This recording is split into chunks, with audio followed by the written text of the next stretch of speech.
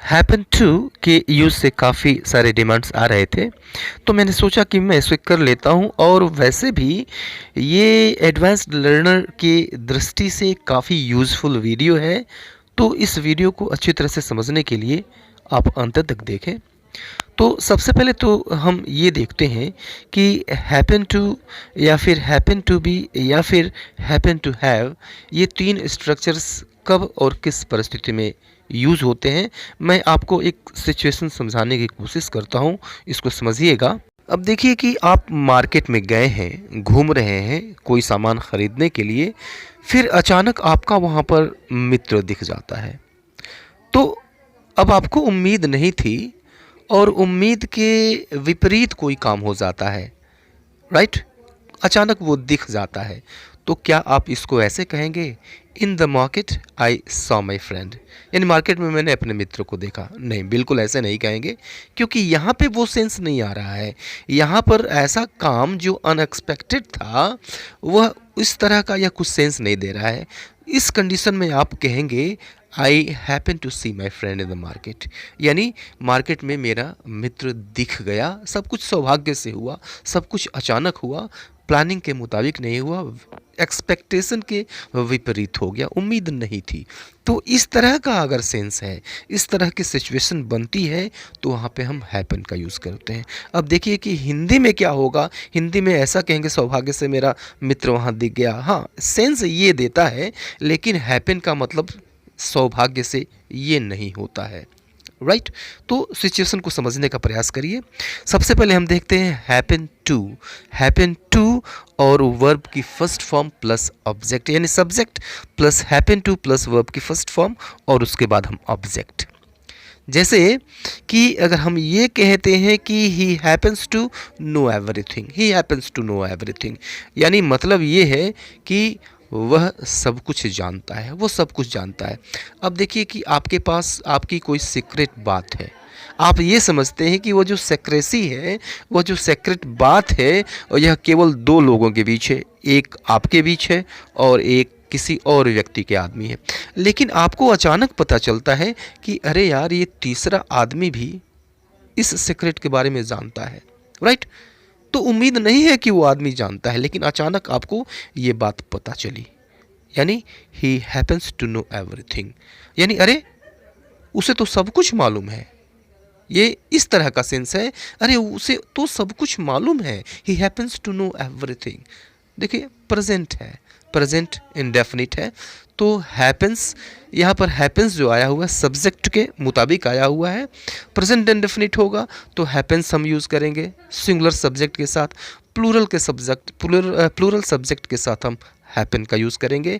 You happen to know everything, you happen to know everything, यानी तुम सब कुछ, तुम तो सब कुछ जानते हो, तुम तो सब कुछ जानते हो। एक और सेंटेंस लीजिए कि he happens to live next to me, he happens to live next to me, यानी अरे, वो तो मेरे बगल में रहता है, वो तो मेरे बगल में रहता है। अब जैसे मान लीजिए कि दो फ्रेंड हैं और एक दूसरे को काफ़ी दिनों से जानते हैं, लेकिन इधर बीच में काफ़ी दिनों से मुलाकात नहीं हुई, बात नहीं हुई, सालों बीत गए, राइट? और बाद में ये पता चलता है कि अरे यार, वो तो मेरे बगल में ही रहता है। तो फिर यहाँ पे सब कुछ अचानक हुआ, सब कुछ बाई चांस हुआ, कि बाई चांस सबको पता चला, राइट? तो ये सिचुएशन बनती है कि आप हैपन का यूज़ करें। Means he happens to live next to me, he happens to live next to me, अरे वो तो मेरे बगल में रहता है, हैपन्स टू मी। तो अब यहाँ पर देखिए, ही के साथ हमने हैपन्स का यूज़ किया, प्रेजेंट इंडेफिनिट है, इसलिए हम हैपन्स का यूज़ करते हैं। प्लूरल सब्जेक्ट आ जाता है तो हम हैपन का यूज़ करेंगे, तो हैपन टू और उसके बाद मेन वर्ब की फर्स्ट फॉर्म, राइट? हैपन के साथ हम नेक्स्ट स्ट्रक्चर देखते हैं, subject plus happen to plus be plus object. अब यहाँ पे हैपन टू की जगह प्रेजेंट इंडेफिनिट में हैपन्स हो सकता है अकॉर्डिंग टू द सब्जेक्ट, या फिर पास्ट में है तो हैपेंड हो सकता है, राइट? और उसके बाद से बी होगा, बी यह मेन वर्ब का काम करेगा। वास्तव में ऐसे सेंटेंसेस में कोई काम होगा ही नहीं, राइट? तो यह जो बी है स्टेट ऑफ बीइंग के लिए है, यानी कोई चीज़ या फिर कोई व्यक्ति किस अवस्था में है, किस पद पे है, वो क्या है, डॉक्टर है, इंजीनियर है, राइट, नेता है, क्या है वो रहेगा, प्लस ऑब्जेक्ट एट्सेट्रा होता है। देखिए कि he happen to be my brother, he happen to be my brother. तो अब देखिए कि आपका जो भाई है, राइट, आपका जो भाई है, अब सपोज करिए कि किसी काम को वह करेगा, ऐसी उम्मीद नहीं थी कि आपका भाई भी इस काम को कर सकता है, लेकिन पता चला कि अरे यार, तो ये मेरा भाई निकला, यानी जो काम इसने किया वो काम को करने वाला कोई और नहीं है, वो तो मेरा भाई है। तो आप कहते हैं he happen to be my brother, he happen to be my brother, यानी वो तो मेरा भाई निकला यार, उम्मीद तो नहीं थी ऐसा करेगा, लेकिन उस काम को करने वाला मेरा भाई निकला, राइट। तो बाई चांस, ये चांस की बात है, सौभाग्य की बात है या फिर दुर्भाग्य की बात है। अब यहाँ पे हैपन का जो अर्थ है हिंदी में वह क्या निकलेगा, आप देखिए कि पीछे कुछ सौभाग्य से दे रहा था, यहाँ पर दुर्भाग्य से हो गया, तो कोई निश्चित अर्थ हिंदी में नहीं देता है, कोई पर्टिकुलर वर्ड हिंदी के लिए नहीं है, राइट। तो he happen to be my brother, यानी वो तो मेरा भाई ही है, या वह तो मेरा भाई ही था, वह तो मेरा भाई ही निकला, he happen to be my brother, right. एक और सेंटेंस लेते हैं, the owner of the company happens to be my friend, the owner of the company happens to be my friend. अब देखिए हैपन्स का यूज़ किया गया क्योंकि यह ओनर इसके अकॉर्डिंग आया हुआ सिंगुलर है, इसलिए हैपन्स का यूज़ किया गया। प्रेजेंट इंडेफिनिट है तो हैपन्स का यूज़ हुआ।